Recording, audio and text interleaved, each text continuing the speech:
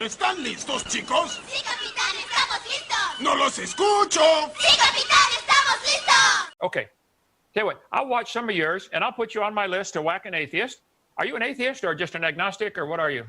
I don't really feel like telling you because it's not really part of this discussion. It has nothing to do with God whatsoever, unless we want to actually talk about the Bible like I wanted to do earlier. Can we? No, that wasn't the title of the debate. The debate was the evidence for evolution. You're claiming there is evidence for evolution. No, the title of the debate is evolution versus creation, and the Bible is your evidence for creation. Well, no, even without the Bible, I could say it's obvious there's a creator. I think somebody created this coffee cup. Had nothing to do with the Bible. This has a creator. Yeah, another man-made object that has nothing to do with anything. Your argument is that a designed thing exists, therefore everything is designed. Well, I can tell you that something like a snowflake forms spontaneously, so everything forms spontaneously. Neither of those conclusions follow from the premise. They're both bad arguments. You should stop saying it, even though it's one of your favorite ridiculous things to say. Well, it's not ridiculous. It's true. And you're not getting it, obviously. So I need to say it over and over again. I'll tell you what, most of the audience is getting it, even though you are not. It is true. Do you believe the first living cell, the first living creature on the planet, came from something that was non-living? Because I used a coffee cup, which is non-living. Do you believe the first living cell came from something non-living? Kind of a gray area, but at some point you'd probably have to demarcate that. Yes. Okay. So how did this non-living, whatever it was, soup, collection of chemicals, you can have whatever you want. How did it you're not saying rock anymore? Well, that's what the textbook shows, that the rocks. Oh no, it doesn't. But that's what you always do say. But it's interesting that you're not saying it right now because you know that. I'm going to try to get you to admit it, Dave. Now listen. Do you believe the Earth began as a hot ball of rock 4.625 billion years ago, or whatever number they're using now? Yeah. Okay. Did the rocks cool down, and then it rained on the rocks and produced chemical oceans containing chemical soup? You can call it soup. I wouldn't, but fine. Most of the textbooks call it a soup. Okay. Do you believe this soup somehow came alive? Eventually, over millions of years. Organic molecules organize themselves into ordered systems, which eventually we can describe as life. The living things came out of this organic living molecules came from this soup, from the rocks that got rained on. Dave, you believe you came from a rock. You just admitted it and don't even know it. No, I don't. I believe that organic molecules produce life, but you know who does believe that humans came from rocks? You do. You believe that God created Adam from dust. So you're describing your ridiculous belief. Now, not mine. Let me try to explain. I'll try to explain it simply. This coffee cup is made of 100% natural materials.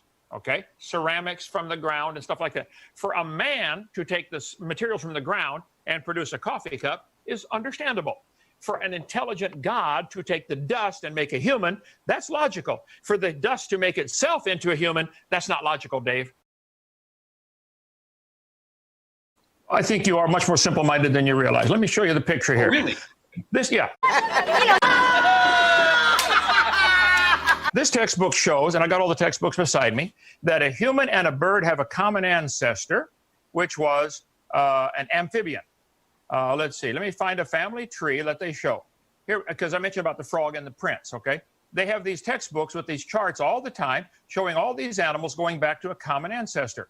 Do you believe you have a common ancestor with a strawberry, Dave? Yes. Okay, you're welcome to believe that. That's not science. That's a religion. Yes, it is science. Nobody's ever seen a strawberry, Dave. Nobody's ever seen a strawberry produce a non-strawberry. You might get a bigger strawberry. That's not what evolution says happens. Nothing in evolution ever says that dogs produce non-dogs. Nowhere is that said. What does that have to do with anything? Okay, Dave, calm down. Let's take that statement. Nowhere does evolution say dogs produce non-dogs. Is an amoeba a dog? No. Just yes or no. Okay. Did the dog come from an amoeba? What? They had a common ancestor. Dave, come on, yes or no? Did the dog come from an amoeba? What does this have to do with anything? You're not what does this have to do with anything? Son? It did not come from an amoeba. No, it did not come from an amoeba. What does that matter? Well, the charts in the book show the amoeba turning into all the creatures, including the dog. No, they don't. Show me a book that shows that, Ken. No book shows that. Show me Anything coming from an amoeba. Is an amoeba a eukaryote?